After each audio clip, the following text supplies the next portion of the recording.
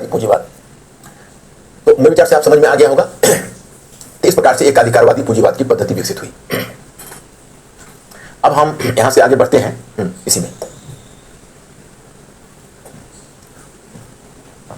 Japan में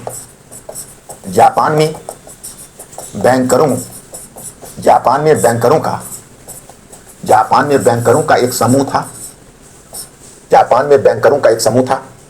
परंतु उसने आरंभ में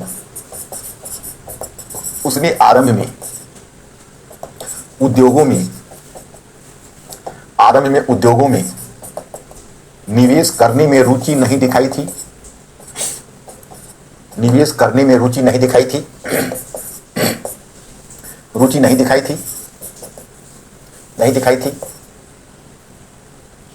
अतः सरकार ने अपनी पहल पर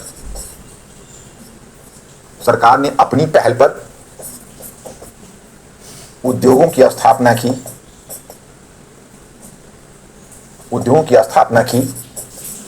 तथा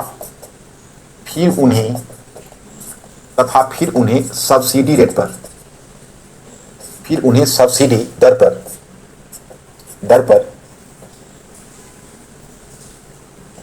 पर निजी पूंजीपतियों के हाथों बेच दिया।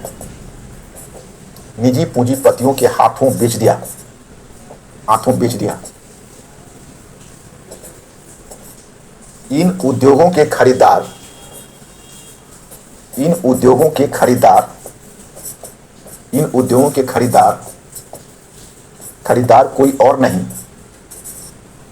कोई और नहीं बल्कि जापान के बैंकर ही थे।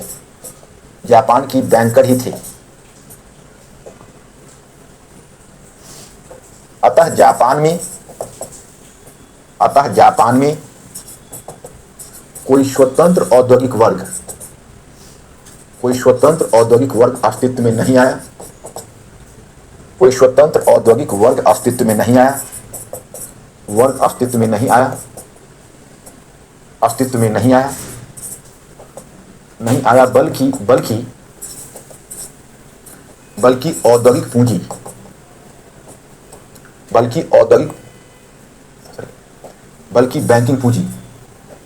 बल्कि बैंकिंग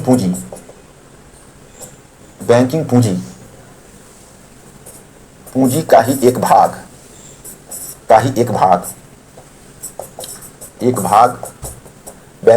ही एक भाग औद्योगिक पूंजी में ढल गई।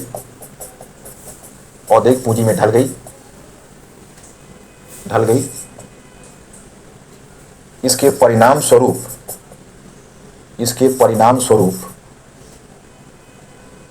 जापान में बहुत आरंभ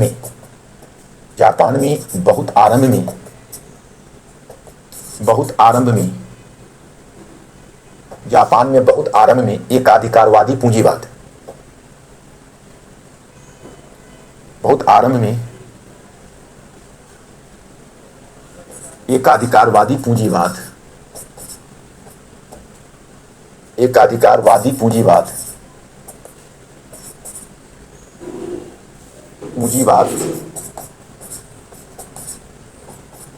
का विकास हुआ।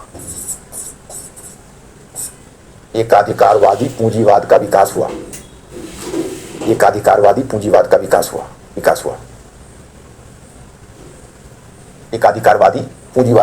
हुआ।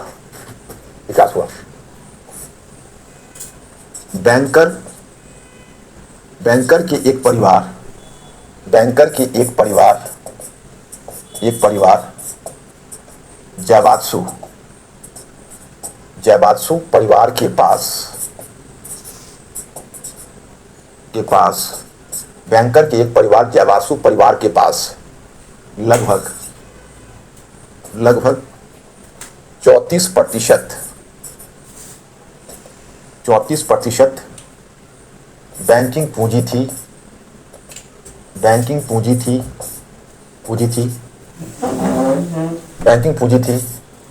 फिर उद्योगों पर भी उसका कब्जा हो गया। फिर उद्योगों पर भी उसका कब्जा हो गया, उसका कब्जा हो गया, उद्योगों पर भी उसका कब्जा हो गया। वह सरकार की नीति को भी, वह सरकार की नीति को भी प्रभावित करने लगा, सरकार की नीति को भी प्रभावित करने लगा। देखिए यहां पर मैंने आपको यह जो लिखवाया है उसमें एक दो मुद्दे आपके दिमाग में कहीं आ जाए। पहले आपको यह लग रहा होगा भाई बैंकर ने पहले पूंजी क्यों नहीं लगाई। तो पहले पूंजी लगाते तो उनको उद्योग स्थापित करना होता और फिर उद्योग के उत्पादन तक उन्हें प्रतीक्षा करनी होती। उसका एक हायर जेस्टेशन पीरियड हो सकता था, मतलब उनका एक लंबा जेस्टेशन पीरियड प्राय होता है, तो उसका हायर जेस्टेशन पीरियड हो सकता था जो प्रतीक्षा वो करने की स्थिति में नहीं थी। लेकिन जब सरकार ने अपनी पहल पर उद्योग स्थापित किया और कुछ सामरिक महत्व के उद्योगों को छोड़कर बाकी उद्योगों को जब उन्होंने निजी पूंजीपतियों के हाथों बेचा तो वही बैंकरों ने खरीद लिया, क्योंकि तो सब्सिडी रेट में उनको मिल रहा था और दूसरा उनको सीधे प्रोडक्शन अब शुरू होना था, तो उन्होंने इंतजार करने वाली बात नहीं थी, उन्होंने ले लिया उसको। परिणाम हुआ बैंकिंग पूंजी का ही एक भाग औद्योगिक पूंजी के रूप में ढल गई। और मैंने आपको बताया कि सामान्यतः औद्योगिकरण के दौर में जो लैटर स्टेज है, जो बाद का चरण होता है, उस बाद के चरण में आकर औद्योगिकरण आप देखोगे कि एकाधिकारवादी पूंजीवाद का विकास होता है। लेकिन जापान में बहुत आरंभ में इस एकाधिकारवादी पूंजीवाद का विकास हो गया और इस कारण से उस सरकार की नीति पर भी वैसे एकाधिकारवादी पूंजीपति का कब्जा हो जाता है। तो जापान एक छोटा सा देश था और उसके पूंजीपति सरकार पर दबाव डालते कि हमें बाजार चाहिए, हमें बाजार दिलवाइए वस्तुओं को बेचने के लिए और कच्चे माल प्राप्त करने के लिए क्षेत्र दिलवाएं। तो अब जापान की सरकार चाइना पर अटैक किया, मंचूरिया, और फिर इसी कारण से उसकी प्रतिस्पर्धा रूस के साथ हुई। तो जापान की सरकार ने रूस को पराजित किया, पश्चिमी शक्तियों से येलो डेंजर कहने लगी। अब संयुक्त राज्य अमेरिका सावधान हो गया जापान की गतिविधियों से और उसने जापान के पंख कतरने की कोशिश की। तब जापान मुसोलिनी और हिटलर के साथ हो गया सेकेंड वर्ल्ड वॉर में, जो आगे बताएंगे। और उसने अमेरिकी नौसैनिक अड्डा पर पर्ल हार्बर, ये बड़ा ही फेमस घटना है, अमेरिकी नौसैनिक अड्डा पर्ल हार्बर पर आक्रमण कर दिया। तो उस आक्रमण के बाद अमेरिका जब जापानी आक्रमण से आहत हुआ तो आपको याद होगा सेकेंड वर्ल्ड वॉर में जापान हिटलर और मुसोलिनी के साथ मिलकर लड़ रहा था, जबकि संयुक्त राज्य अमेरिका मित्र राष्ट्रों के साथ ब्रिटेन और फ्रांस के साथ मिलकर लड़ रहा था। और अंत में संयुक्त राज्य अमेरिका ने जापान को घुटने टेकाने के लिए परमाणु हथियार का उपयोग कर लिया हिरोशिमा और नागासाकी पर, और उस बॉम्बार्डमेंट में जापान ध्वस्त हो गया। उसके बाद तो जापान यूएसए की देखरेख में आ गया। तो अब इस प्रकार से you are just observing here कि जापान का जो औद्योगिकरण है वो नेचुरली सैन्यवाद की तरफ चला गया। सभी का अपनी कीमत है। जैसे देखो जर्मनी औद्योगिकरण में बाद में आया, लेकिन वह ब्रिटेन से आगे निकल गया। जो उपलब्धि ब्रिटेन ने 100 वर्षों में हासिल की थी, जर्मनी ने 30 वर्षों में हासिल कर ली। और जर्मनी के पास रिसोर्सेज ज्यादा थे, बड़ा सा देश था और औद्योगिकरण में तत्परता से बढ़ा तो आगे हो गया। तो देखो इसका परिणाम हुआ ब्रिटेन और जर्मनी के बीच बाजार के लिए प्रतिस्पर्धा, जो औद्योगिकरण का स्वाभाविक परिणाम है, बाजार के लिए प्रतिस्पर्धा। मैंने आपको बताया था कि जहां ब्रिटेन की सरकार ने का नारा होता था कि हमारे साम्राज्य में सूर्यास्त नहीं होता, वहीं जर्मन शासक विलियम कैसर ने भी यह नारा दिया कि हमें भी सूरज के नीचे जमीन चाहिए। और परिणाम हुआ कि यही प्रतिस्पर्धा फर्स्ट वर्ल्ड वॉर की तरफ चली गई। फर्स्ट वर्ल्ड वॉर में एक बड़ा कारण जर्मनी और ब्रिटेन के बीच बाजार के लिए प्रतिस्पर्धा भी फर्स्ट वर्ल्ड वॉर का एक महत्वपूर्ण कारण है, जो आगे बताएंगे। तो चलिए इस तरह से आपने चारों औद्योगिकरण का मॉडल देखा। एक बड़ा दिलचस्प प्रश्न 2013, जैसे 2013 में आपका पाठ्यक्रम परिवर्तित हुआ था और पाठ्यक्रम परिवर्तित होने के बाद आपके समक्ष एक बड़ा ही दिलचस्प प्रश्न रखा गया था।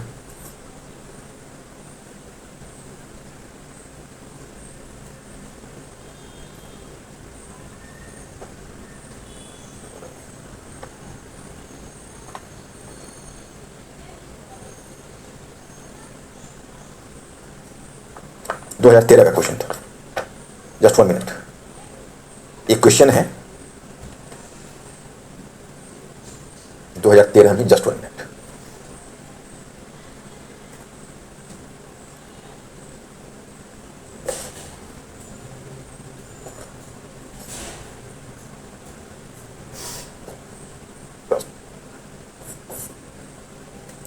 विलंब से होने वाली विलंब से होने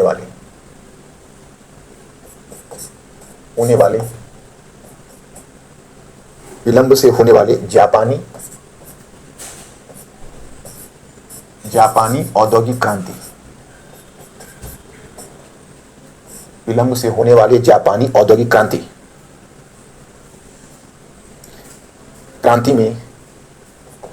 क्रांति में कुछ ऐसे जापानी औद्योगिक क्रांति में कुछ ऐसे कारक भी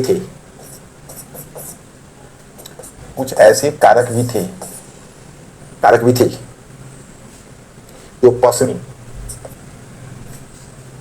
जो पश्चिमी देशों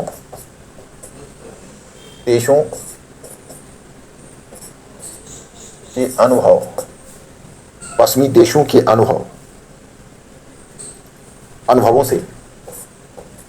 अनुभवों से बिल्कुल भिन्न थे, बिल्कुल भिन्न थे, बिल्कुल भिन्न थे। विश्लेषण कीजिए, विश्लेषण कीजिए, विश्लेषण कीजिए। अब यही प्रश्न आपका है, ये 200 शब्द का क्वेश्चन है, 200 शब्द और 2013 का प्रश्न है, यूपीएससी। देखिए, आपको एक चीज लगता होगा कि जब मैं कोई टॉपिक आपको पढ़ा रहा होता हूं तो मेरी कोशिश होती है आपका अंडरस्टैंडिंग विकसित करने पर, क्योंकि जैसे यह जो पढ़ने और पढ़ाने का जो ये तरीका है कि इन्फॉर्मेशन के आधार पर हम आगे बढ़ें, ये तरीका कारगर नहीं है, क्योंकि एक तो क्वेश्चन को ट्विस्ट कर देंगे तो आपको पता ही नहीं चलेगा इन्फॉर्मेशन का इस्तेमाल कैसे करें। दूसरी बात है कि आप इन्फॉर्मेशन को बढ़ाते जाएंगे लेकिन उस इन्फॉर्मेशन का रचनात्मक उपयोग आप नहीं कर पाएंगे। इन्फॉर्मेशन का रचनात्मक उपयोग करने के लिए आपको, जब तक वो इन्फॉर्मेशन एक तरीका के हिसाब से आपके मस्तिष्क में नहीं रहेगा, तब तक आप उसका रचनात्मक उपयोग नहीं कर पाएंगे। तो इसीलिए मेरी कोशिश होती है अंडरस्टैंडिंग को विकसित करने पर। दूसरी बात, जब आप किसी टॉपिक को ट्राई कर रहे होते हैं, जैसे आज की तारीख में मैं आपको कोई प्रश्न का उत्तर लिखने के लिए कहता हूं, तो मैं समझता हूं, मैं इस टेक्निकल पहलू को समझता हूं कि जब आप उस टॉपिक को पढ़कर उस प्रश्न का उत्तर लिखेंगे तो उस प्रश्न की आंशिक समझ ही आपको होगी। लेकिन जब आप उसके साथ उसके आगे के और भी कई टॉपिक्स को पढ़ लेंगे और एक दूसरे के साथ कोरिलेट करने की स्थिति में जब आप होंगे, तब आपके उत्तर में, जैसे आपने पर्याप्त उत्तर लिया, पचा लिया, बौद्धिक जुगाली कर ली, तब आपके उत्तर में जो आत्मविश्वास होगा वह देखने लायक होगा। जैसे देखिए, अब ये प्रश्न है, तो क्वेश्चन राइटिंग में कोई भी मुश्किल नहीं है, केवल आपको टॉपिक का क्लैरिटी चाहिए। पूछ रहा है, विलंब से होने वाले जापानी औद्योगिकरण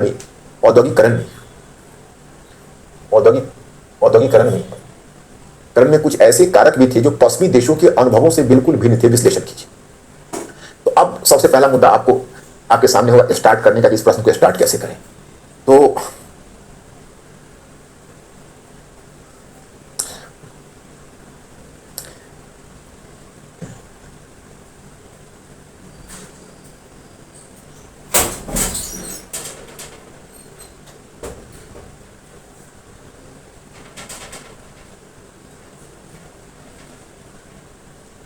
औद्योगिक क्रांति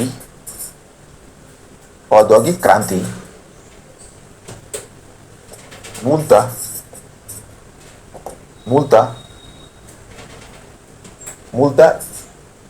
यूरोपीय सच्चाई रही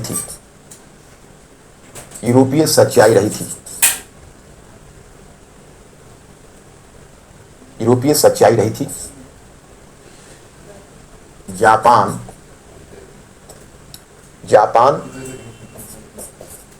प्रथम एशियाई देश रहा था। प्रथम एशियाई देश था जो औद्योगिकरण की दिशा में आगे बढ़ा था। मतलब आपको पता होना चाहिए कि जापान पहला ऐसा देश था जिसने पश्चिमी औद्योगिकरण के मॉडल को अपनाया था। लेकिन आपसे यह कहा जा रहा है कि विलंब से आरंभ हुआ और इसका अनुभव भी अलग है। तो अनुभव कैसे अलग नहीं हो?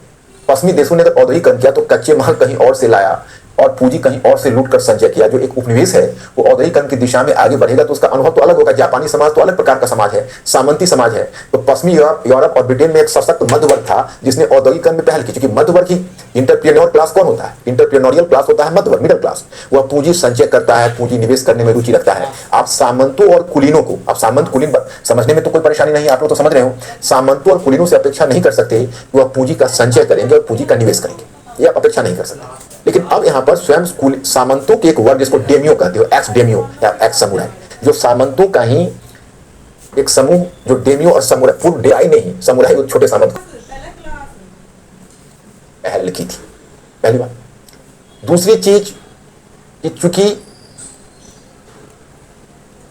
जापान में औद्योगिकरण के मूलभूत कारक का अभाव था, इसलिए सरकार को स्वयं औद्योगिकरण की दिशा में पहल करनी पड़ी। अब सरकार ने क्या क्या किया? तो प्रथम तो उसने तेजी से उद्योगों का मशीनीकरण और आधुनिकीकरण पर बल दिया, क्योंकि उसे चुंगी लगाकर अपने उद्योगों को संरक्षण देने का अधिकार नहीं था, नंबर वन। नंबर टू, कि सरकार ने रेलवे और आधुनिक यातायात और संचार व्यवस्था के निर्माण की पहल की। और तीसरे, कि चूंकि निजी बैंकरों ने उद्योगों में निवेश में रुचि नहीं दिखाई, इसलिए सरकार ने अपनी पहल पर उद्योगों को स्थापित किया और फिर उसे सब्सिडी दर में निजी पूंजीपतियों के हाथों बेच दिया। तो इसलिए कोई स्वतंत्र पूंजीपति, कोई स्वतंत्र औद्योगिक वर्ग का विकास नहीं हुआ, बल्कि बैंकिंग पूंजी कहीं एक भाग औद्योगिक पूंजी में ढल गई और जापान में आरंभ में ही एकाधिकारवादी पूंजीवाद का विकास हुआ और एकाधिकारवादी पूंजीवाद ने जापान में सैन्यवादी प्रवृत्ति को बदल दिया और जापान साम्राज्यवाद की दिशा में आगे बढ़ा। बस याद रहेगा? नहीं ना, तो मैं करता आगे बढ़ा था। अतः जापान का अनुभव एवं प्रयोग जापान का अनुभव एवं प्रयोग सर्वथा नवीन था। जापान का अनुभव एवं प्रयोग सर्वथा नवीन था। अब ऊपर जो मैंने कहा है उसी को हम लिख रहे हैं, नवीन था। इसे निम्नलिखित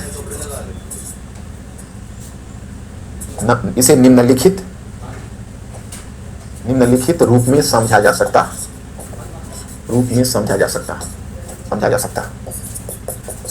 देखो, राइटिंग को आप जितना ही सुगम बनाओगे उतना ही फायदा होगा। जैसे देखिए, औद्योगिक क्रांति मूलतः यूरोपीय सच्चाई रही। जापान प्रथम एशियाई देश था जो औद्योगिकरण की दिशा में आगे बढ़ा था। तो कोई खास शब्द को उसी पेन से आप अंडरलाइन कर दीजिए, परीक्षा के लिए विजिबल हो। जापान का अनुभव और प्रयोग सर्वथा नवीन था। अब इसे निम्नलिखित रूप में समझा जा सकता है, आपने दिया। अब पहला बिंदु यहां दे दिया, चाहो तो पॉइंट भी दे दो या बिंदु दे दो, जैसा भी चाहो।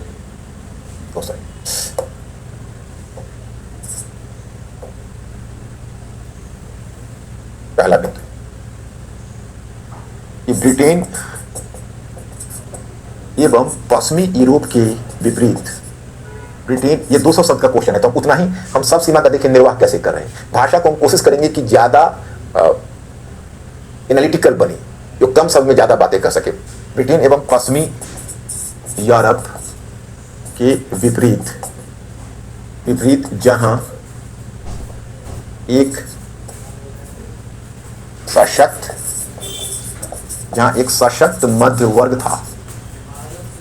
था, जापान में सामंतों के एक समूह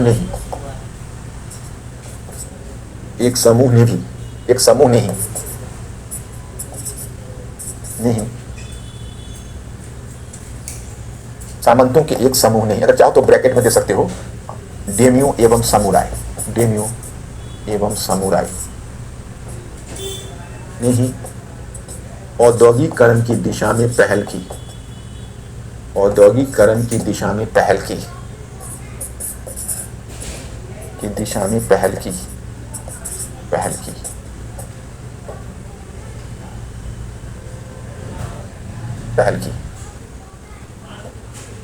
सरकार ने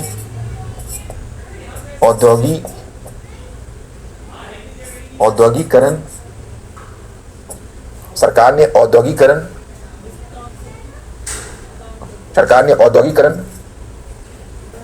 में प्रत्यक्ष भूमिका निभाई। अध्याय दे दीजिए, अध्याय देकर पॉइंट फर्स्ट। उद्योगों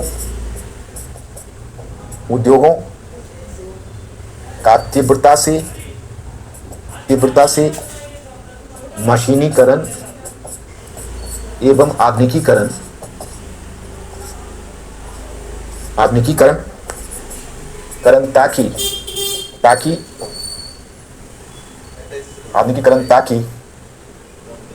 ताकि संरक्षण के बिना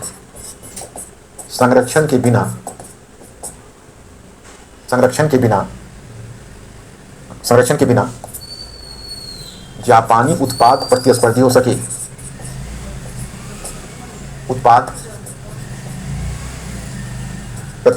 तो कितने कम शब्द में मैं कोशिश कर रहा हूं, प्रतिस्पर्धी हो सके।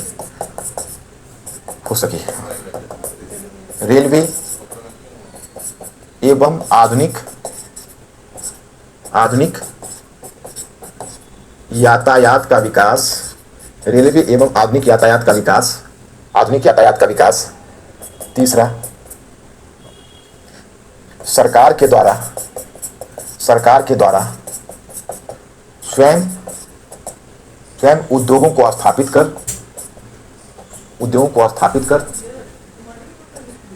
कर निजी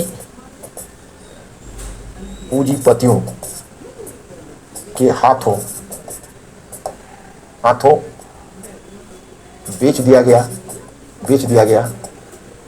इसे बैंकरों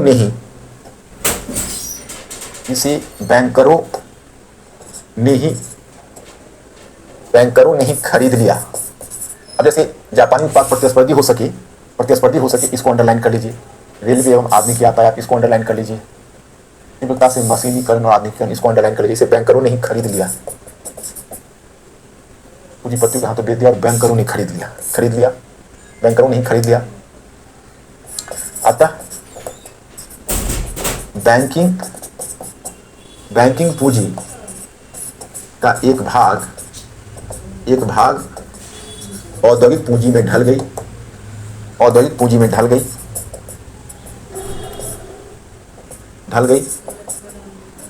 बैंकिंग पूंजी का एक भाग औद्योगिक पूंजी में ढल गई तथा एकाधिकारवादी पूंजीवाद का विकास हुआ। एकाधिकारवादी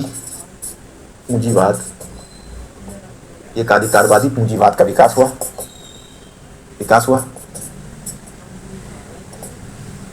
इसका दूरगामी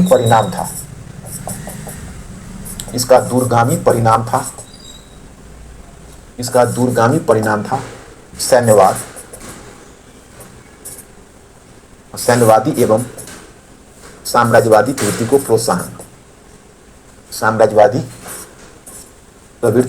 प्रोत्साहन। अब इन दोनों को थोड़ा सा, इस शब्द को अंडरलाइन कर दीजिए, हो गया। तो अब देखिए, एक मैं आपको प्रयोग की बात बता देता हूं। अगर आपको ऐसा लगता है कि फिर भी आपका उत्तर का आकार बड़ा हो रहा है, तो आप ऊपर के 2 पॉइंट को हटा दीजिए। पॉइंट नंबर 3 है, बहुत सटीक है। तो आप ऐसा कर सकते हैं कि ऊपर के पॉइंट नंबर, जैसे ऊपर जो डॉट दिया है, मध्यवर्ग जापान में सामंतों ने ही पहल की, वह एक पॉइंट को रहने दीजिए और यहाँ पॉइंट नंबर 3 को केवल रहने दीजिए। अगर आपको लगा कि आकार ज्यादा है तो necessity the mother of invention, आवश्यकता आविष्कार की जननी है। बस आप प्रयोग करते रहिए। अभी पहले लिखना सीखिए, फिर छोटा करना सीखिए और अपनी राइटिंग को ज्यादा तीव्र और गतिशील बनाने का प्रयत्न कीजिए। यही और हमारा पूरा सहयोग आपके साथ है, हमारी टीम का पूरा सहयोग आपके साथ है। आप जितना बेहतर विकसित इसे करेंगे उतना ही हमें खुशी होगी, है ना। तो इसको आप जारी रखिए।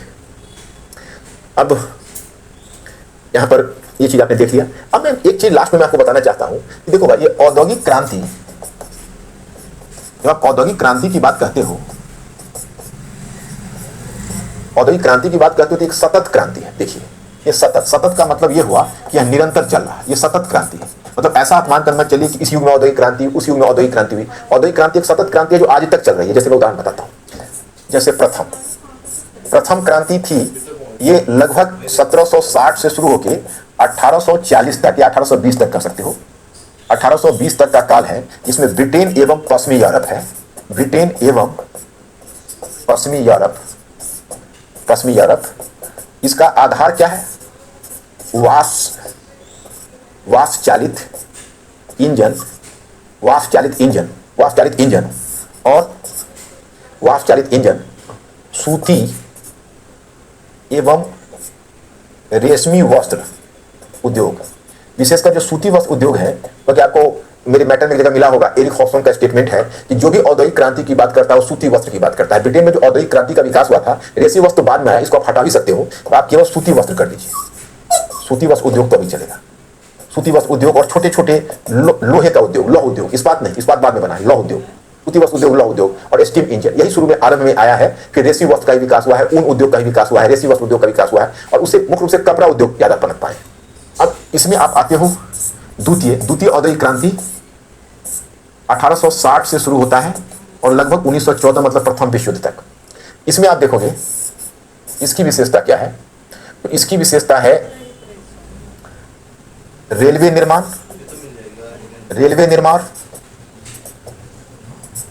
पूंजीगत एवं भारी उद्योगों की स्थापना,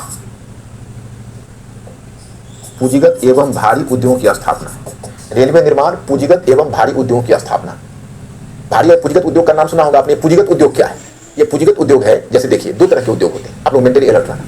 एक को बोलते हैं capital goods industries. Capital goods industries का मतलब हुआ पूंजीगत उद्योग। तो पूंजीगत उद्योग कैपिटल गुड्स इंडस्ट्रीज मतलब उसके जो उत्पाद होते हैं, जैसे लौह इस्पात उद्योग, जैसे रसायन उद्योग, तो उसके उत्पाद डायरेक्ट कंज्यूमर्स के पास नहीं जाते, बल्कि उसके उत्पाद दूसरे उद्योगों, जिसको आप कहते हैं उपभोक्ता संबंधी उद्योग। उद्योग दो तरह के होते हैं, एक होता है कैपिटल गुड्स इंडस्ट्रीज और दूसरा होता है उपभोक्ता संबंधी उद्योग, यानी कंज्यूमर गुड्स इंडस्ट्रीज। तो कैपिटल गुड्स इंडस्ट्रीज को मतलब एक तरह से वो हाई कमांड ऑफ इंडस्ट्रियलाइजेशन होता है, मतलब उस उद्योग के जो उत्पाद होते हैं वो डायरेक्टली कंज्यूमर्स तक नहीं जाते हैं, बल्कि उसके उत्पाद अन्य उद्योगों में इनपुट की भूमिका निभाता है। अन्य उद्योगों में उसके उत्पाद निवेश का, यानी उसमें मशीन का काम करता है, वो मशीन का उत्पादन करता है और फिर उसके माध्यम से उपभोक्ता संबंधी उद्योग बनते हैं, और तब उपभोक्ता संबंधी उद्योग का जो प्रोडक्ट होता है वो कंज्यूमर्स के पास जाता है। तो इस काल में पूंजीगत और भारी उद्योगों की स्थापना पर बल दिया जाएगा। अब एक तो जैसे उसमें आपने स्टीम इंजन देखा था, स्टीम इंजन ऊर्जा के साधन के रूप में। अब स्टीम इंजन की जगह यहां पर ले लेगा इलेक्ट्रिसिटी का पेट्रोलियम यानी हाइड्रोकार्बन, अंतर्दहन इंजन और इलेक्ट्रिसिटी माने इलेक्ट्रिक, तो ये आ जाएंगे ऊर्जा के नए साधन के रूप में। रेलवे आ जाएगा, पूंजीगत और भारी उद्योग की स्थापना हो जाएगी। और जैसे उसमें रेलवे है तो रेलवे के साथ साथ इसमें वायुयान, आगे चलकर आप देखोगे मोटर वाहन और जो एयरक्राफ्ट है वो भी अस्तित्व में आ जाएंगे। लेकिन एयरक्राफ्ट का प्रचलन तो बाद में बढ़ेगा, लेकिन एयरक्राफ्ट और मोटर वाहन भी इसमें आ जाएंगे। जैसे जर्मनी वगैरह में बेंज, मर्सिडीज बेंज कंपनी आएगी, और अमेरिका में फोर्ड कंपनी आएगी, मोटर वाहन की कंपनी होगी। द्वितीय औद्योगिकरण होगा, इसमें पूंजी का ज्यादा संचय होगा, नए नए क्षेत्रों में बाजार की खोज होगी। तो यह जो दूसरा वाला जो औद्योगिकरण है, यह साम्राज्यवादी प्रसार पर बहुत ज्यादा बल देगा, आपस में टकराहट होगी और फर्स्ट वर्ल्ड वॉर की स्थिति आ जाएगी। फिर आप उस अवस्था में आएंगे जिसको कहते हैं तीसरा औद्योगिकरण। तीसरा औद्योगिकरण 1990 के दशक में आएगा। अब जैसे देखो, पहला औद्योगिकरण ब्रिटेन और यूरोप में रहा, तो दूसरा औद्योगिकरण मध्य यूरोप, दक्षिणी यूरोप, मध्य पूर्वी और दक्षिणी यूरोप तथा एशिया में जापान, यहां तक पहुंच जाएगा। और तीसरा औद्योगिकरण 1990 के दशक में होगा, जिसका आधार क्या होगा? जिसका आधार होगा ऊर्जा के साधन के रूप में नवीनिक, क्या बोलते हैं उसको, renewable source of energy. Renewable source of energy को हिंदी में क्या बोलते हो कि ऊर्जा के नवीनीकृत स्रोत, क्या बोलते हो? रिन्यूएबल सोर्सेस ऑफ एनर्जी, जिसको नवीनीकृत किया जाता है। जैसे आपको सोलर एनर्जी हुआ, विंड एनर्जी हुआ, इस प्रकार की जो एनर्जी है उसको ऊर्जा के नए स्रोत, उसका साधन बनेगा। और उसमें सूचना प्रौद्योगिकी का विकास, इस तीसरे औद्योगिकरण में इंफॉर्मेशन टेक्नोलॉजी, और इसमें एशियाई देश भी आगे आएंगे। इसमें भारत, दो औद्योगिकरण को तो भारत मिस कर जाएगा, तीसरे औद्योगिकरण को भारत कैचअप करेगा और आगे बढ़ जाएगा। अब आता है औद्योगिकरण 4O कहा जाता है। औद्योगिकरण 4O यानी चौथा औद्योगिकरण, और इसकी विशेषता क्या है? तो इसकी विशेषता है बायोटेक्नोलॉजी, जिसको जेनोम तकनीकी भी कहते हो, और 3D printer, internet of the things, ये सब इसकी नवीन जो अति विशिष्ट जो ये चौथी औद्योगिक क्रांति है वो चल रही है। और प्रत्येक औद्योगिक क्रांति का प्रभाव होगा। आगे मैं 1990 के दशक में जब आऊंगा तो तृतीय औद्योगिक क्रांति के प्रभाव के बारे में बताऊंगा, आगे फर्स्ट वर्ल्ड वॉर में द्वितीय औद्योगिक क्रांति के प्रभाव के बारे में बताऊंगा, और जहां एंड करूंगा वर्तमान, वहां पर चौथी औद्योगिक क्रांति की तरफ भी संकेत करके छोड़ूंगा, ताकि आप लोग लेटेस्ट रहें और समझे कि दुनिया कहां से परिवर्तित होकर आज तक पहुंची है। अभी मैं यही रुकता हूं, लेकिन मैं वहां तक आपको ले जाऊंगा। तो पूंजीगत और भारी उद्योगों की स्थापना जैसे आपने लिखा, और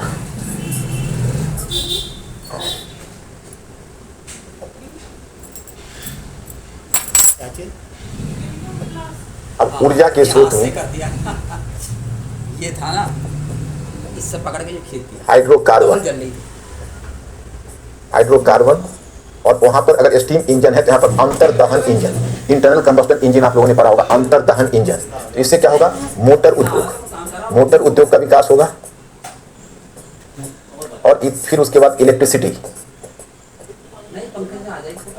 यानी विद्युत उद्योग व्यवस्थित में आएंगे। तो ये हुआ फर्स्ट वर्ल्ड वॉर तक।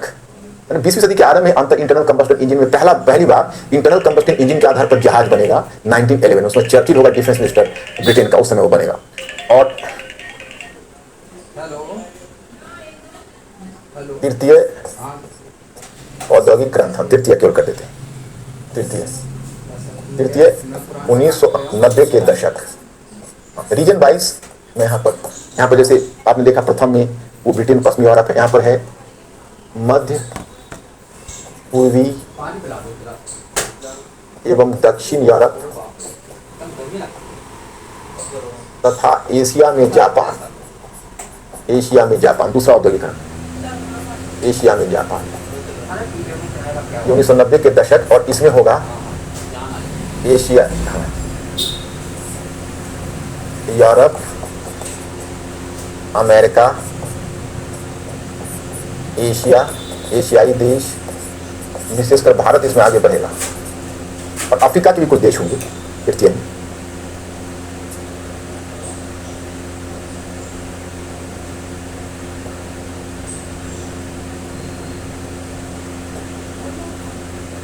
अब इसमें है ऊर्जा के नवीनीकृत स्रोत, यानी रिन्यूएबल सोर्स, नवीनीकृत स्रोत और सूचना प्रौद्योगिकी,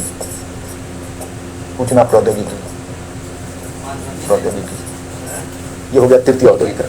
अब तृतीय औद्योगिकरण भी दुनिया में परिवर्तन लाएगा।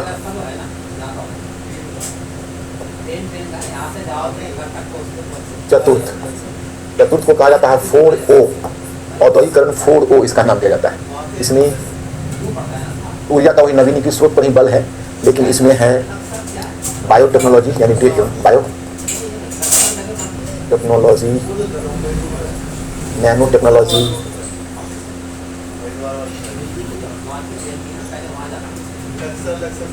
आर्टिफिशियल इंटेलिजेंस, इसको AI कहते हैं, आर्टिफिशियल इंटेलिजेंस। इसी में आपको 3D प्रिंटर। अब ये आप लोगों को देखना है कि दुनिया में हम लोग देखेंगे ये दुनिया में क्या परिवर्तन लाने की संभावना रखता है। औद्योगिकरण को आप बांध नहीं सकते, एक से अधिक है। तो चलिए औद्योगिकरण पर इतना ही आप लोग समझ गए होंगे। इसको आर्टिफिशियल AI बोलते हैं, AI शॉर्ट, औद्योगिक क्रांति 4O। अब जैसा कि मैंने बताया कि औद्योगिक क्रांति का दो प्रभाव होना है। एक प्रभाव होना है समाजवाद और वामपंथ का भी, समाजवाद एवं साम्यवाद यानी मार्क्सवाद का विकास, और दूसरा प्रभाव होना है साम्राज्यवाद का विकास। तो आप टॉपिक को याद करिए, औद्योगिक क्रांति, अगला टॉपिक समाजवाद और मार्क्सवाद, उसका अगला साम्राज्यवाद, और चौथा फर्स्ट वर्ल्ड वॉर। ये फर्स्ट वर्ल्ड वॉर पर आकर ये समाप्त होगा। तो चलिए यहाँ पर हम समाजवाद एवं मार्क्सवाद,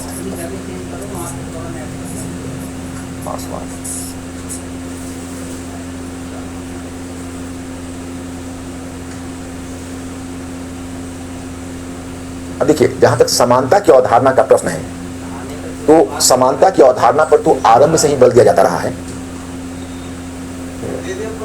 समानता की अवधारणा पर आरंभ से ही बल दिया जाता रहा है, लेकिन जिसे आप औपचारिक रूप में समाजवाद कहते हो, वह औपचारिक रूप में समाजवाद की अवधारणा औद्योगिक क्रांति की देन है। यहाँ पर पहले आप लिखिए कि आधुनिक संदर्भ में, जैसे आपको यहाँ पर लिखना है कि आधुनिक संदर्भ में समाजवाद की अवधारणा, आधुनिक संदर्भ में समाजवाद की अवधारणा औद्योगिक क्रांति की देन है, औद्योगिक क्रांति की देन है, औद्योगिक क्रांति की देन है, जब औद्योगिक क्रांति के मध्य पूंजी के द्वारा श्रम का शोषण हुआ,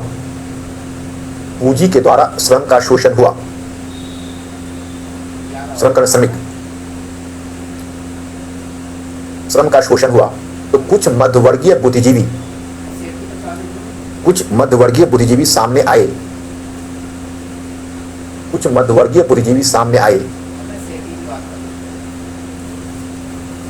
बुद्धिजीवी सामने आए,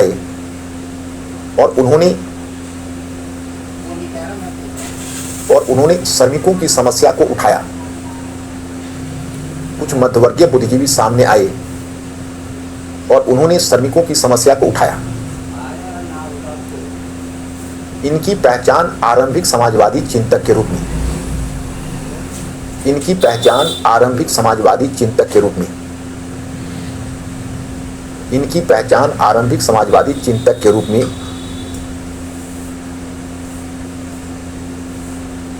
आरंभिक समाजवादी चिंतक के रूप में हुई। देखिए, थोड़ा सा मैं एक दो बिंदु पर आपका ध्यान आकर्षित करना चाहूंगा, इसको आप सुनिए।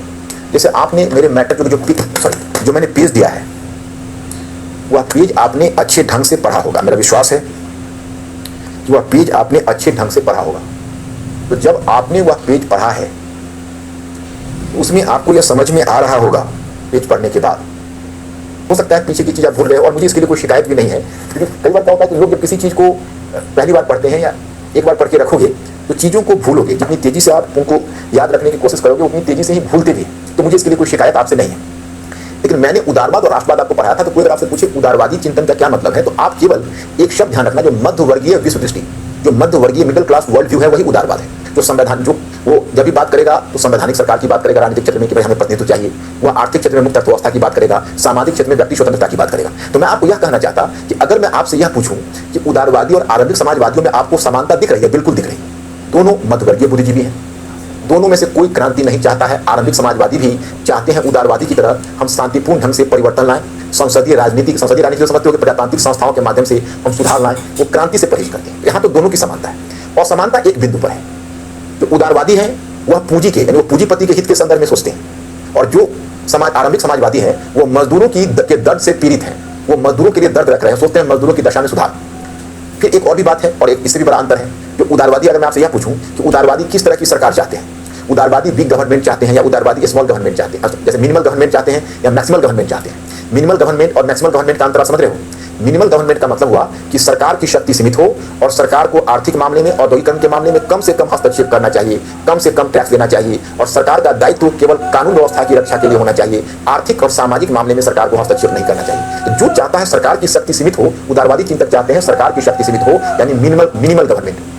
तो एडम स्मिथ क्या चाहता है? आजकल तुम नव उदारवादी आर्थिक नीति करते हो, यही तो उदारवादी है, नव उदारवादी आर्थिक नीति। तो आज के नव उदारवादी आर्थिक नीति का बल किस पर है? You have to think about that कि आज का जिसको आप नियो लिबरल इकोनॉमी कहते हो, ये नियो लिबरल इकोनॉमी का बल किस पर है? तो नियो लिबरल इकोनॉमी का बल है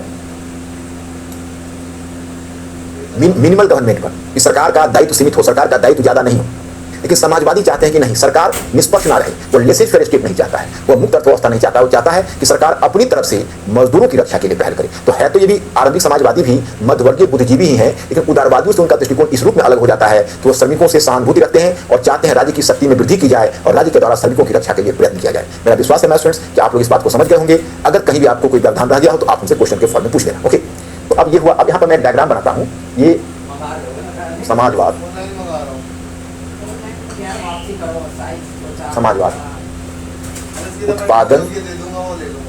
उत्पादन एवं वितरण के साधनों पर, उत्पादन एवं वितरण के साधनों पर सामूहिक नियंत्रण,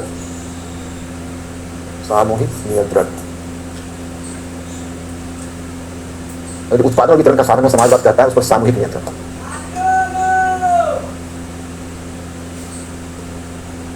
अब ये सामूहिक नियंत्रण होगा कैसे? तो ये बोलता है वर्ग समन्वय, ओके, और यह बोलता है वर्ग संघर्ष। तो वर्ग संघर्ष में ये बोलता है हिंसक क्रांति। ये वर्ग समन्वय वाले को यूटोपियन, वर्ग समन्वय वाले को कहा गया यूटोपियन समाजवादी। हिंसक क्रांति आप देखोगे मार्क्सवाद, यही है वैज्ञानिक समाजवाद। मार्क्सवादी इसको आपने कहा वैज्ञानिक समाजवाद। और इसी की जो पूर्ण अवस्था है, इसकी पूर्ण अवस्था कहलाई साम्यवाद। मैं भी समझा देता हूँ, कोई बड़ी साम्यवाद। इधर वर्ग संघर्ष में एक दूसरा भी है प्रजातांत्रिक संस्थाओं के माध्यम से परिवर्तन।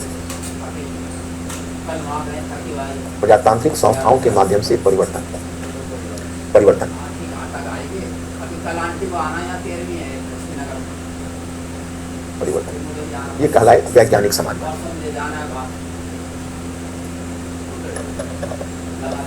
प्रजातांत्रिक संस्थाओं के माध्यम से परिवर्तन है, ये कहलाए वैज्ञानिक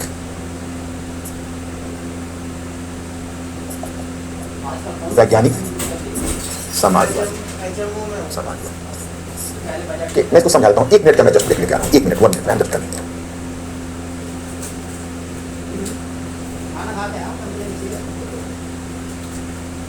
एक गिलास पानी हो, पानी से प्यास अच्छा परोठे खाओ या पूरी खाओ, प्यास ज़्यादा है।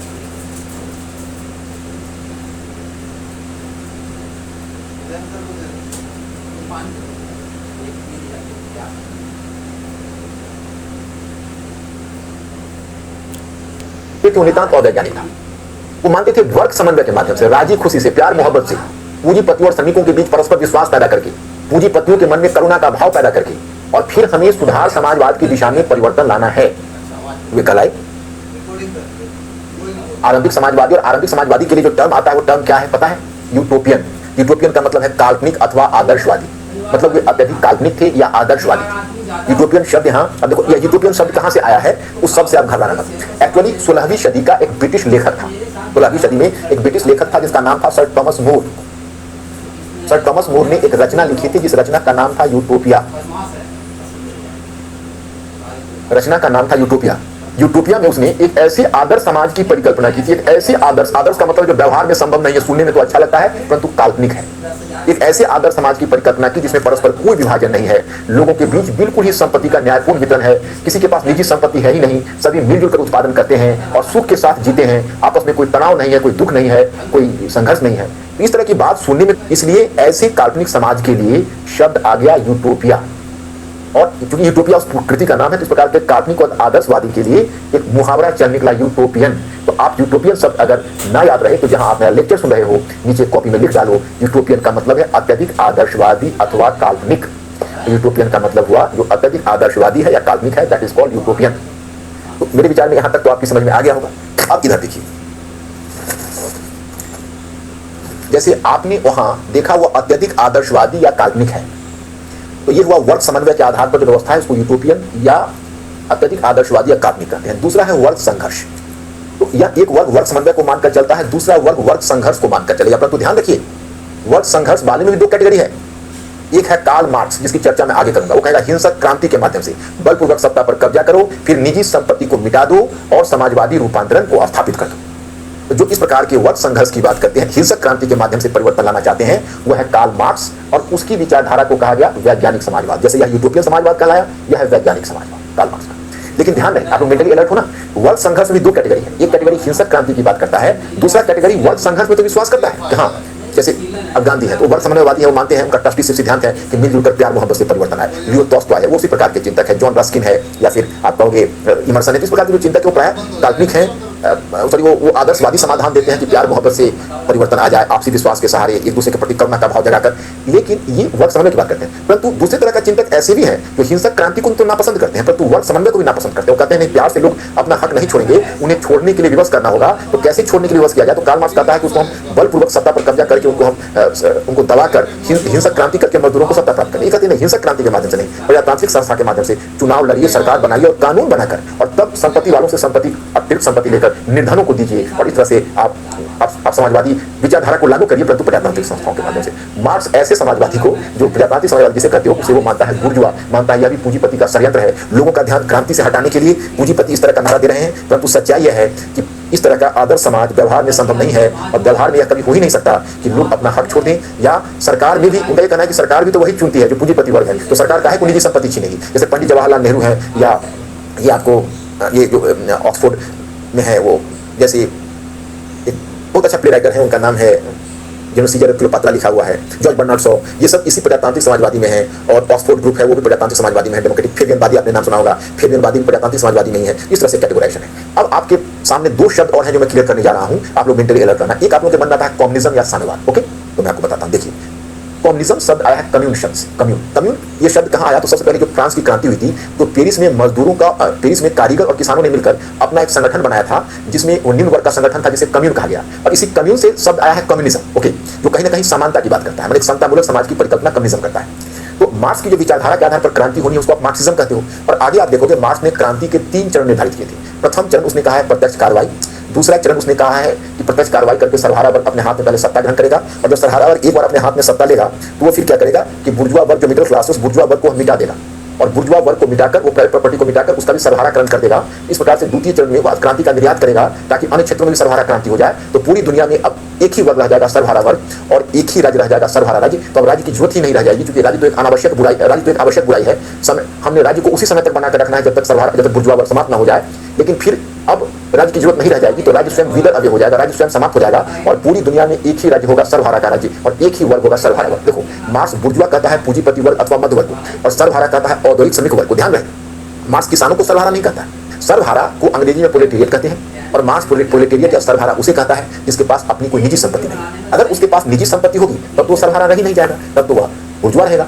तो क्योंकि सर्वहारा के लिए आपको निजी संपत्ति नहीं होनी चाहिए, ताकि वही क्रांति कर सकता है कार्ल मार्क्स के अनुसार। क्योंकि कार्ल मार्क्स का मानना है कि जब तक निजी संपत्ति रहेगी वह क्रांति नहीं कर सकता, क्योंकि निजी संपत्ति आपके पैरों में बेड़ी बन जाती है, निजी संपत्ति के कारण आपको मोह घर करने लगता है, आप क्रांति के लक्ष्य से दूर हटते चले जाते हैं। जैसे माय स्टूडेंट्स, आप लोगों में किसी ने अगर गोदान पढ़ा होगा तो एक कैरेक्टर है होरी, याद है, वही नायक है, और होरी के पास मात्र 3 बीघे जमीन, लेकिन प्रेमचंद क्या लिखते हैं, 3 बीघे के किले में बंद या महित मतलब राजा, मतलब वह कोई बहुत बड़ा बदलाव का पक्षपाती नहीं था, उसका बेटा गोबर उड़ता की बात करता है, लेकिन वह नहीं कर पाता है क्योंकि उसको 3 बीघे जमीन से मोह है।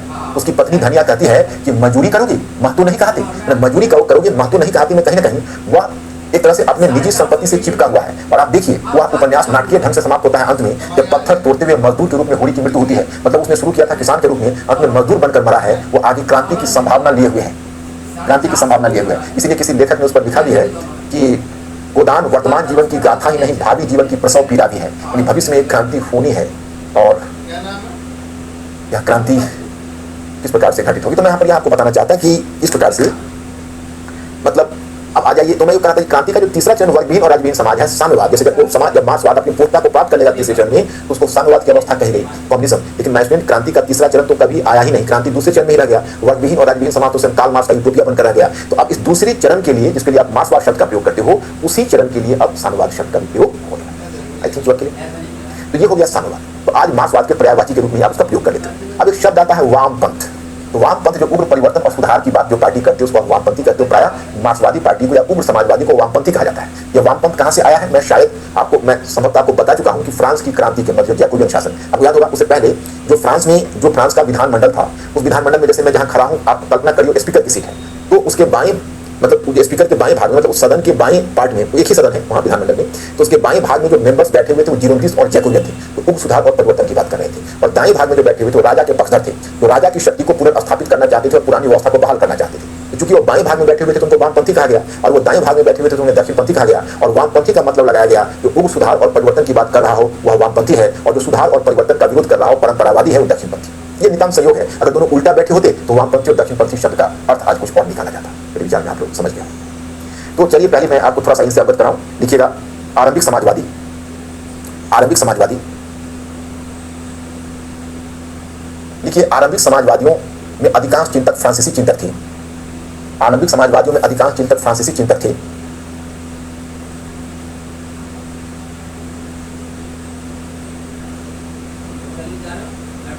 फ्रांसीसी चिंतक थे। ये श्रमिकों की दशा में तो सुधार चाहते हैं, ये श्रमिकों की दशा में तो सुधार चाहते हैं, परंतु ये सुधार वे वर्ग समन्वय के माध्यम से चाहते हैं, क्रांति के माध्यम से नहीं, क्रांति के माध्यम से नहीं। इन चिंतकों को निम्नलिखित रूप में समझा जा सकता है, इन चिंतकों को निम्नलिखित रूप में समझा जा सकता है, इन चिंतकों को निम्नलिखित रूप में समझा जा सकता। और इसमें अब पहला जैसे पहला देखिए, सेंट साइमन इनके विचार में कि प्रकृति के पास अपार संसाधन थे, प्रकृति के पास अपार संसाधन थे, अतः सभी को मिलकर उसका दोहन करना चाहिए, सभी को मिलकर उसका दोहन करना चाहिए। अब सेंट साइमन के बाद चार्ल्स फॉरिये कहते कर लिखिए, वे श्रमिकों के शोषण को रोकने के लिए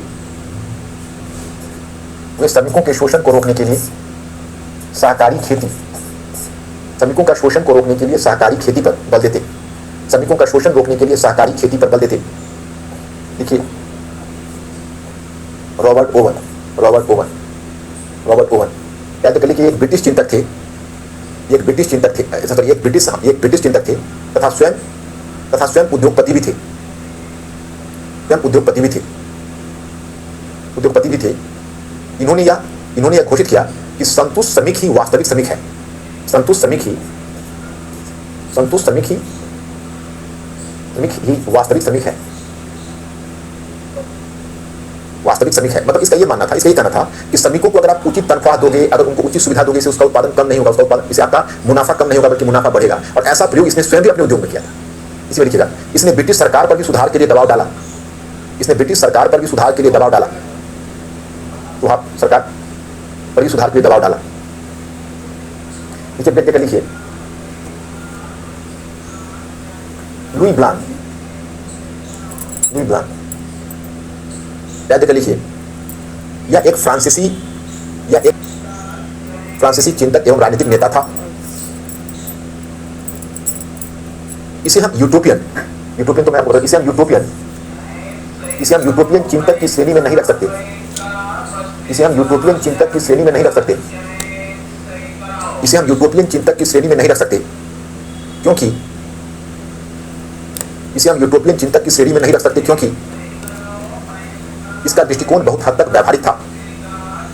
इसका दृष्टिकोण बहुत हद तक व्यावहारिक था। इसका बल निम्नलिखित बातों पर रहा था। इसका बल निम्नलिखित बातों पर रहा था। निम्नलिखित बातों पर रहा था। बातों पर रहा था, डैश दीजिएगा। पॉइंट फर्स्ट लिखिए कि श्रमिकों की दशा में सुधार हो, श्रमिकों की दशा में सुधार हो, इसके लिए दशा में सुधार हो, इसके लिए श्रमिकों को राजनीतिक शक्ति प्राप्त करना आवश्यक है। इसलिए श्रमिकों को राजनीतिक शक्ति प्राप्त करना आवश्यक है। पॉइंट नंबर टू, सरकार को राष्ट्रीय कार्यशाला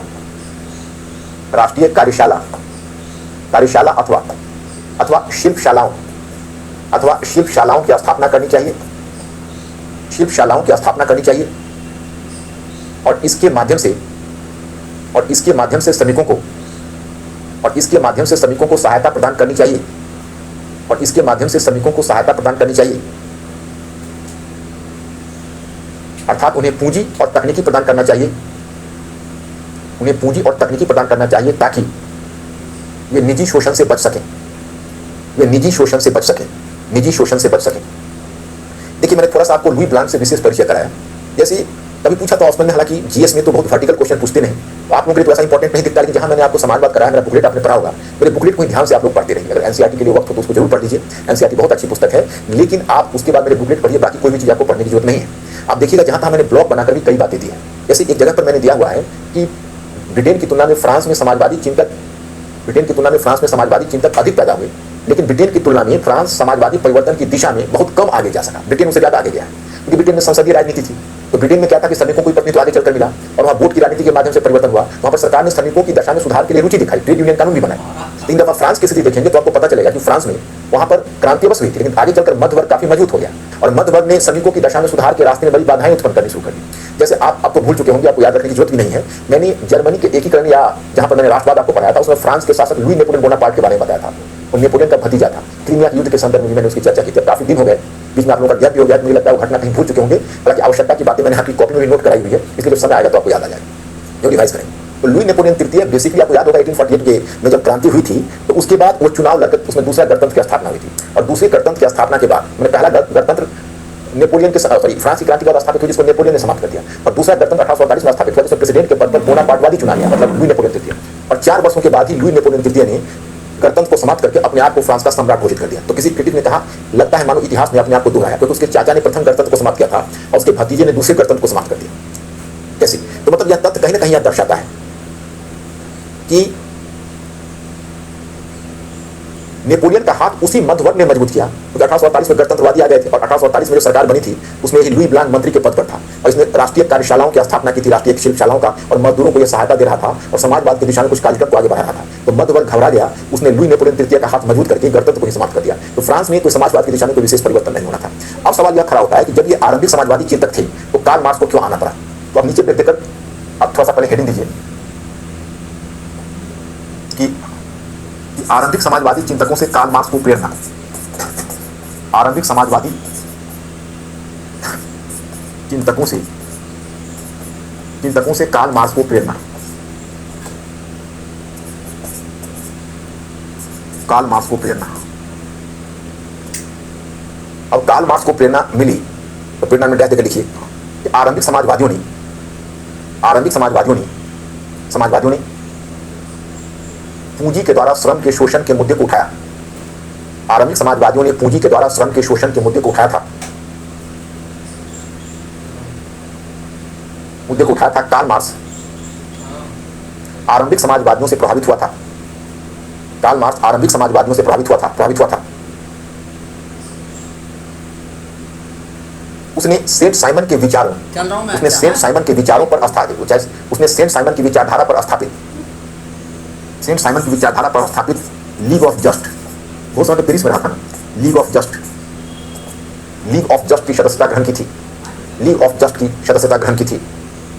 थी। मैंने यहां तक उसका आरंभिक समाजवादियों का प्रभाव था। लेकिन आप खुद सोच कर देखिए, क्योंकि अब आप लोगों को भी थिंकिंग क्रिएचर बनना है। My all efforts are to enable you to be a thinking creature. मेरा जो पूरा एफर्ट्स है वो आपको एक थिंकिंग क्रिएचर बनाना है। तो आप यहाँ पर गौर करके देखिए, जो लीग ऑफ जस्ट की सदस्यता उसने ग्रहण की है, यहाँ तक तो ठीक है, आरंभिक समाजवादी चिंतकों से प्रभावित भी हुआ है। लेकिन आप कल्पना करके देखिए कि आरंभिक समाजवादी चिंतकों से इसकी समानता अधिक है या आरंभिक समाजवादी चिंतकों से विभेद अधिक है। क्या लगता है? तो विभेद अधिक होगा।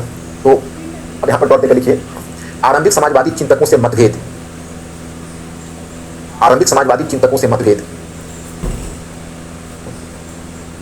नीचे डैश देकर कि आरंभिक फ्रांसीसी समाजवादी मानव की मूलभूत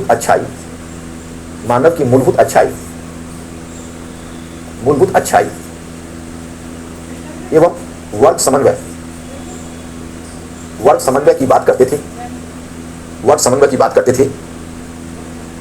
कार्ल मार्क्स ने इसे अस्वीकार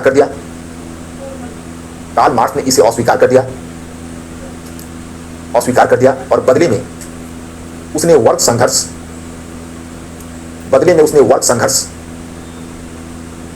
एवं हिंसक क्रांति की बात की। वर्ग संघर्ष और हिंसक क्रांति के तरीके पर बल दिया।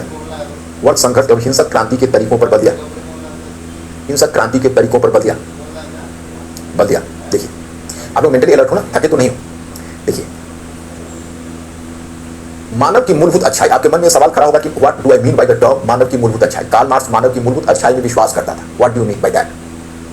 तो मानव की मूलभूत अच्छाई और जगत की पूर्णता, मतलब देखो, दुनिया में चिंतकों का एक वर्ग है जिसमें गांधी भी है, लियो टॉल्स्टॉय भी है। चिंतकों का एक ऐसा वर्ग है जो यह स्थापित करने का प्रयत्न करता है कि मानव मूलभूत रूप में अच्छा है। उनका यह मानना है कि मानव मूल रूप में अच्छा व्यक्ति है, मानव मूलभूत रूप में अच्छा है। वो ऐसा मानकर चलते हैं कि मानव इज गुड बाय नेचर। तो जो यह मानकर चलेगा मानव मूलभूत रूप में अच्छा है, वो उम्मीद लगाकर बैठेगा कि मानव का हृदय बदलेगा, उसमें करुणा का भाव जगेगा और वो जिसका शोषण करता है उस शोषण को स्वयं समाप्त करके वह मानवीय मूल्य के प्रभाव में वो सभी प्रकार के शोषण का अंत कर देगा और वह फिर एक न्यायपूर्ण पद्धति को स्थापित कर देगा। आप प्रेमचंद के जितने भी उपन्यास पढ़िए तो गोदान और कफन से पहले उनकी कहानी में उपन्यास हो, सभी में वो हृदय परिवर्तन दिखाते हैं। चाहे वो प्रेमाश्रम हो, चाहे वो कायाकल्प हो, चाहे वह रंगभूमि हो या कर्मभूमि हो, उनके सारे उपन्यासों में आपको यही चीज दिखेगी।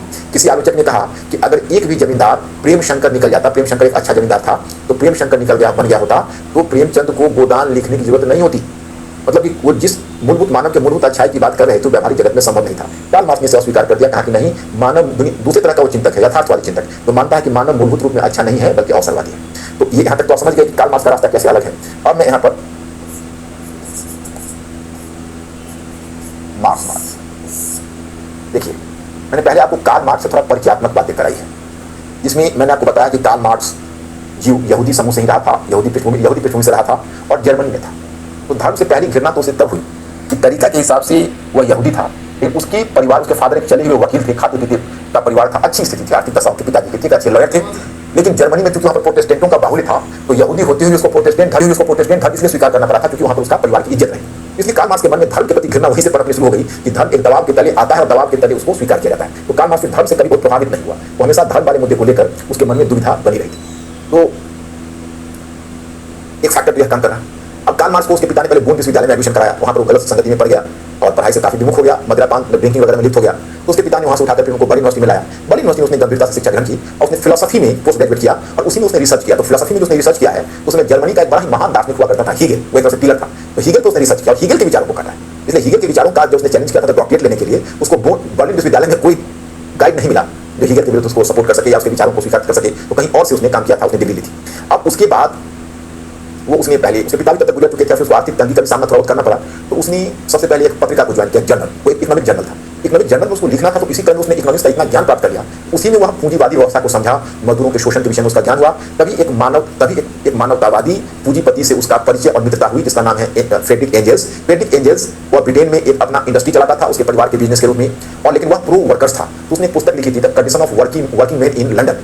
तो उसी को पढ़कर कार्ल मार्क्स बहुत प्रभावित हुआ था और व्यक्तिगत तौर पर उससे मित्रता हुई थी, और फिर जीवन पर्यंत फ्रेडरिक एंजल्स कार्ल मार्क्स के मित्र की तरह कायम रहा। कार्ल मार्क्स आर्थिक तंगी का शिकार हुआ तो फ्रेडरिक एंजल्स उसकी सहायता किया करता था। अब कार्ल मार्क्स पहले जर्मनी में रहा, लेकिन जर्मनी में उसके उग्र लेखन को देखकर जर्मन अथॉरिटी ने उसको वहां से निकाल दिया।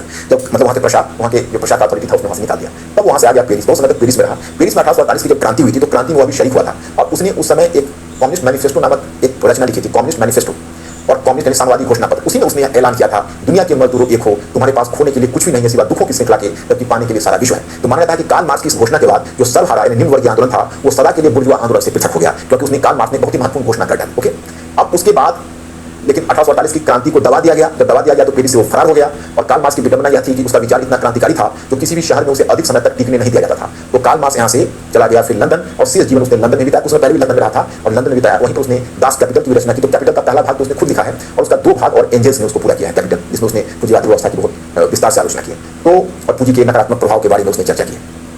अब उसके बाद उसने लंदन में एक वर्किंग मैन एसोसिएशन की स्थापना की थी और लंदन के श्रमिकों को संगठित करना चाहा था। फिर 1864 में उसने सोशलिस्ट इंटरनेशनल की स्थापना की, और उसने ब्रिटेन और फ्रांस, जर्मनी आदि क्षेत्रों में क्रांति लाने का प्रयत्न किया, क्योंकि उसका मानना था कि सर्वहारा क्रांति वहां होगी जो सबसे औद्योगिक देश होगा। सर्वहारा क्रांति वहां होगी जो सबसे औद्योगिक देश होगा। तो उसकी घोषणा के अनुसार यह क्रांति या तो लंदन में होने वाली थी, यानी ब्रिटेन में होने वाली थी, या फिर जर्मनी में होने वाली थी, उसकी घोषणा के अनुसार। परंतु उसके जीवन काल में कहीं भी क्रांति नहीं हुई, और 1883 में वह निराश होकर मर गया।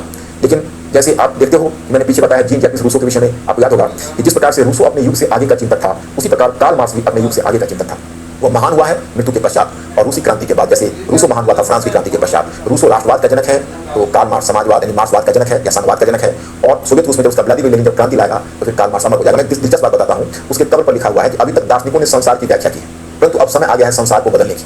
और एक और दिलचस्प वाक्य बताता हूँ, जैसे आपने अगर मेरा समाजवाद और मार्क्सवाद की तो आपकी काफी छुट्टी हुई है, तो आप आगे की भी कुछ टॉपिक को आपने पढ़ लिया होगा। तो आप ध्यान करें, आपने जब जहाँ पर मेरा समाजवाद और मार्क्सवाद का टॉपिक है, मैंने तो देखो बहुत ही प्रिसाइजली लिखा है। मेरा बुक वो विश्व इतिहास का बहुत अल्टीमेट मतलब आपका इंटरप्रिटेशन है, और वो बहुत कम में गागर में सागर भरा गया है। उसको आप जितनी बार पढ़ेंगे उतनी बार आपको फायदा है। आप समाजवाद मार्क्सवाद वाले टॉपिक में सबसे लास्ट में गए होंगे, वहाँ पर अपने ब्लॉग में कुछ लिखा हुआ पाया होगा, याद करिए। उसमें 19वीं सदी के चिंतक में मैंने आपका परिचय किस किससे कराया है, Karl Marx, Charles Darwin, Nietzsche और हर्बर्ट स्पेंसर, 5 दार्शनिकों से, 5 चिंतकों से। 20वीं सदी के आरंभ में सिगमंड फ्राइड, याद करिए, मैं उसकी चर्चा करूँ।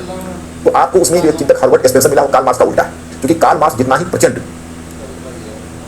समाजवादी है, उसी उतना ही हर्बर्ट स्पेंसर प्रचंड व्यक्तिवादी है। वो व्यक्ति के अधिकारों स्वतंत्रता का बहुत बड़ा समर्थक है। तो मैंने आपको बताया जैसे चार्ल्स डार्विन ने इस संसार इस यूनिवर्स के ओरिजिन के विषय में एक पूरी पुस्तक लिखी थी जिसका नाम था ओरिजिन ऑफ स्पीसीज, मतलब वो जीव जंतु प्रकृति और इस सृष्टि इस संसार के विकास की कहानी उसने लिखी है। और उसने कहा है कि इस संसार का ग्रेजुअल एवोल्यूशन हुआ है, और उसी क्रम में जो विभिन्न जीव जंतु है वो पैदा हुए, उसमें जो जीव जंतुओं में जो शक्तिशाली प्रजातियां हैं वो प्रजातियां टिक पाई, और जो कमजोर प्रजाति है वो प्रकृति नहीं उसको मिटाती चली गई। प्रकृति का क्रमिक विकास हुआ, प्रकृति कमजोर प्रजातियों को मिटाती चली गई और मजबूत प्रजातियां आगे बढ़ती चली गई। जो आज जीवित प्रजातियां हैं वो मजबूत प्रजातियां हैं, और कमजोर प्रजातियों को प्रकृति नहीं मिटा दिया है, वो मिट गई संघर्ष में।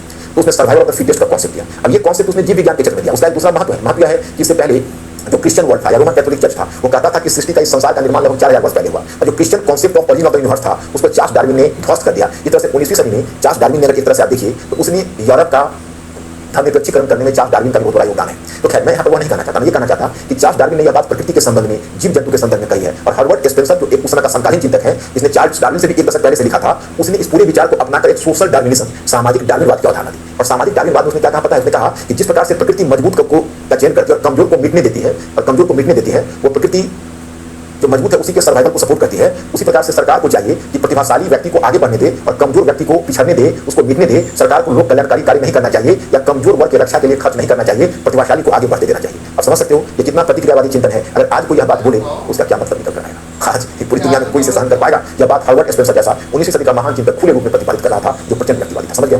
अब देखिए दिलचस्प वाक्य बताता हूँ। एरिक हॉब्स ने इस वाक्य के बारे में लिखा है। लंदन में जो सेमेट्री कब्रगाह है, वो कब्रगाह में एक है हाई गेट सेमेट्री उसको बोलते हैं।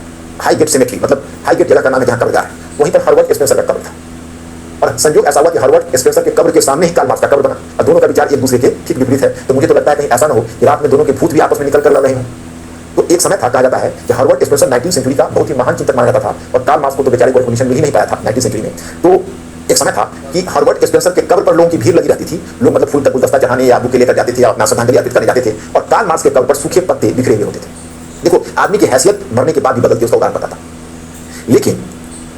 लेकिन स्थिति ने करवटें ली। 20वीं सदी के आरंभिक दशकों में सोवियत रूस की क्रांति हुई और सोवियत रूस की क्रांति के बाद एक बड़ा ही नाटकीय परिवर्तन आपको देखने को मिलता है। अचानक से कार्ल मार्क्स बहुत फेमस हो गया, बहुत महान चिंतक के रूप में स्थापित हो गया और कार्ल मार्क्स का कब्र जो लंदन के हाईगेट सेमेट्री में था वह दुनिया भर के समाजवादी और मार्क्सवादियों का तीर्थ स्थल बन गया, जहां सुबह से रात तक भीड़ लगी रहती थी और हर्बर्ट स्पेंसर के कब्र पर सूखे पत्ते लोटते रहते थे। तो मतलब आपने क्या सीखा कि मरने के बाद भी लोगों की हैसियत बदलती है। तो मैं आपको यही बताना चाहता था। अब मार्क्सवाद में और भी कुछ पहलू हैं, लेकिन अब उसके विचार है, थोड़ा सा उस विचार को बता तो संक्षिप्त में नोट भी करा दूंगा और यूरोप में किस प्रकार के परिवर्तन लाए उसकी चर्चा कर दूंगा। तो कल मुझे लगता है कि 1-1.5 घंटे मार्क्सवाद में मुझे और लगेगा और तब हम साम्राज्यवाद की तरफ बढ़ेंगे। आज तो मैं आपको प्लीज संख्या नहीं बता सकता, लेकिन समाजवाद मार्क्सवाद एक बार दोबारा आप लोग देख कर आना और अगर संभव हो सके तो थोड़ा सा साम्राज्यवाद वाले को भी 1-2 पेज जो पढ़ सकते हो उसको पढ़ लेना। बुकलेट तो आपके पास है तो कोई दिक्कत नहीं है। इधर एक बच्चे ने कुछ प्रश्न किया है, उस प्रश्न को मैं इंटरटेन करता हूँ।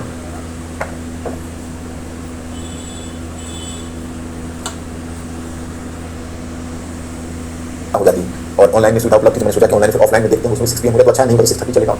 नीरज चौधरी है इस बैच के, उन्होंने मतलब प्रश्न किया है मुझसे, सर हाँ नीरज सर, जैसा कि इस बात 2021 में इतिहास के खंड में आधुनिक भारत का इतिहास खंड तो क्लास नोट या बुकलेट से कवर हो जाता है, प्राचीन और मध्यकालीन इतिहास और संस्कृति खंड से काफी प्रश्न हमारी पहुंच से बाहर थे, तो उन्हें कवर करने के लिए किस प्रकार तैयारी की जाए, किस पर चर्चा करने की कृपा करें। देखो 2 बातें नीरज, पहली बात जो मैं आपको बता रहा था, पहली बार जो पढ़ा रहा था तो मैंने एक बात कही थी कि जो बच्चे 2021 में प्रीलिम्स दे रहे हैं उनके लिए नहीं है, क्योंकि पहले राउंड में आपको इतने सारे तथ्य चाहिए नहीं। तो पहले राउंड में मैंने क्या कहा था कि मैं 100% मेंस का कवर कर रहा हूं, लेकिन 60% प्रीलिम्स का कवर कर रहा हूं। फिर सेकंड राउंड में प्रीलिम्स आप देखेंगे तो फिर आपका तो एनसीएंट और मिडिवल भी आपको मिल जाएगा प्रश्न, फिर दोबारा जब उसको आप कॉम्बिंग करेंगे तो आपके 20% क्वेश्चन और भी हो जाएंगे उससे, लेकिन जो 20% है उसका कोई निराकरण नहीं है। प्रीलिम्स में कभी भी 100% तैयारी नहीं हो सकती। आप देख लो कि बच्चों का सिलेक्शन 50% पर हुआ है, उससे भी कम 92 क्वेश्चन पर सिलेक्शन हुआ है इस बार भी। आप आगे देखो उससे भी कट ऑफ नीचे गया होगा, मतलब लेस देन 50% पर बच्चों का सिलेक्शन हो रहा है। तो नए बच्चों के साथ एक यही समस्या आ रही है, आप लोग थोड़ा सा उसमें व्यावहारिक बन जाना कि वो लोग वैसे प्रश्न के पीछे ज्यादा भागते हैं जिनको व्यावहारिक रूप में पकड़ना संभव नहीं है। कितना भी आप पढ़ लोगे, आपका ऑप्शनल नहीं है तो कुछ तो भी लकुना रहेगा और उसमें आपको बहुत ज्यादा मेहनत करनी पड़ेगी। मैं नहीं समझता कि आप उसी को दोबारा 2022 में आपको देना है तो दोबारा उसको पचाइए और एक गाइड बुक प्रीलिम्स के देखना चाहते हैं तो देखिए, दृष्टि कहीं तो है आपके पास, उसी सबको देखिए, उसी से आप 80% क्वेश्चन लगभग हो जाएगा, 20% पर कोई बस नहीं है, उसको इग्नोर कर दीजिए।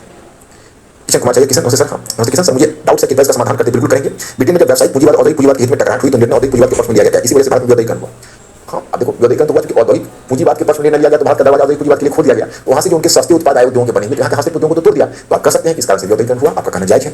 1848 की क्रांति को अरब बसंत के संदेश को समझा दीजिए। देखो अरब बसंत हुआ है 2010 में, ट्यूनीशिया से शुरू हुई थी। ट्यूनीशिया अरब में क्षेत्र था और फिर मिस्र में फैला, जहां मिस्र में होस्नी मुबारक की सरकार गिर गई और वहां से फिर यमन में, वहां से फिर लीबिया में, सीरिया में, तो अरब बसंत का नाम दिया गया क्योंकि मैंने कहा ना तृतीय औद्योगिक क्रांति सूचना प्रौद्योगिकी के प्रभाव स्वरूप अरब क्षेत्र, तो अब तक रूढ़िवादियों के या तानाशाहों के घर माने जाते थे, वो जन आंदोलन के कारण टूटने लगे। अफसोस है ट्यूनीशिया को छोड़कर, अब तो ट्यूनीशिया में भी दिक्कत आ गई है, ट्यूनीशिया में प्रॉब्लम आ गया, लेकिन ट्यूनीशिया को छोड़कर बाकी किसी क्षेत्र में सकारात्मक परिवर्तन नहीं हो सके। मिस्र में पहले वहां पर एक चुनाव भी हुआ तो फिर वही मुस्लिम ब्रदरहुड जो कन्वर्टिव पार्टी उसकी सरकार बनी, फिर उसको हटाकर फिर अल सीसी है उसने फिर मिलिट्री डिक्टेटरशिप स्थापित कर लिया। सीरिया में तो गिरी जो चिराग आज तक समाप्त नहीं हुआ है। लीबिया में भी आप देखते हुए कर्नल गद्दाफी की सरकार को हमला करके कर्नल गद्दाफी को तो मारकर हटा दिया गया, वहां पर भी जनजातीय संघर्ष लीबिया में कायम है। तो शुरू तो हुआ था अरब बसंत के रूप में, लेकिन इसने भीषण ग्रीष्म ऋतु का रूप ले लिया था, उसी के लिए अरब स्प्रिंग शब्द का उपयोग होता है। और क्योंकि 1848 की क्रांति फ्रांस से शुरू होकर यूरोप में फैल गई थी विभिन्न क्षेत्रों में, और यह भी ट्यूनीशिया से शुरू होकर पूरे कई अरब देशों में फैल गई थी, इसलिए इसकी तुलना की जाती थी 1848 की क्रांति से। रूस और जापान दोनों के औद्योगिक में एक समानता यह है कि जहां मध्यवर्ती नहीं बन पाया और जो सर्वहारा से रूस का हुआ जापान का नहीं। देखो क्योंकि जापान में दूसरी बात हो गई ना, जापान में बैंकर सब पूंजीपति के रूप में आ गए ना, तो वो लोग तो बन गए एकदम पूंजीवाद के घर। तो जापान में उस तरह के दोनों की परिस्थितियां अलग हो गई। आप याद करो रूस में राज्य क्या था, और जब राज्य ढहा तो बीच में कोई नहीं था, और जापान में तो सामंत कुलीन थे, वही पूंजीपति में ढले, वही बैंकर थे और वही बैंकर ही पूंजीपति थे। एक अधिकारवादी पूंजीवाद का विकास हो गया। तो मैं जो भी बताया हूं शायद दोनों का अंतर आपकी समझ में आ गया होगा, अगर फिर भी त्रुटि रह गई तो आप पूछ लेना। Theory of surplus value, thesis antithesis synthesis का मार्क्सवाद, ये क्यों आपने पूछा कृष्ण कुमार, ये तो मुझे पढ़ाना है ना मार्क्सवाद, इसका उत्तर तो आपको समय मिल जाएगा। मैंने हमेशा आप लोगों से रिक्वेस्ट किया है कि आगे का क्वेश्चन मत पूछिए, जो भी पूछिए पीछे का पूछिए। ओके तो आज इतना ही, मैं फिर कर मिलता हूं, जो निर्देश दिया उसका आपको पालन करना, और मेरे विचार से चीजें आपको समझ में आ रही होगी। कल मैं multiple choice question PT tag भेजूंगा 10 क्वेश्चन और क्लास में आकर डिस्कस करूंगा। आप लोग ईमानदारी से उस प्रश्न को हल करना और फिर अपने आप फिर इसे हमें पता चलेगा कि आपने कॉन्सेप्ट क्लैरिटी कितनी आ रही है। Okay thank you very much, I see you tomorrow. This team अब नाउ मेरा काम ओवर है, टाइम ओवर है। This team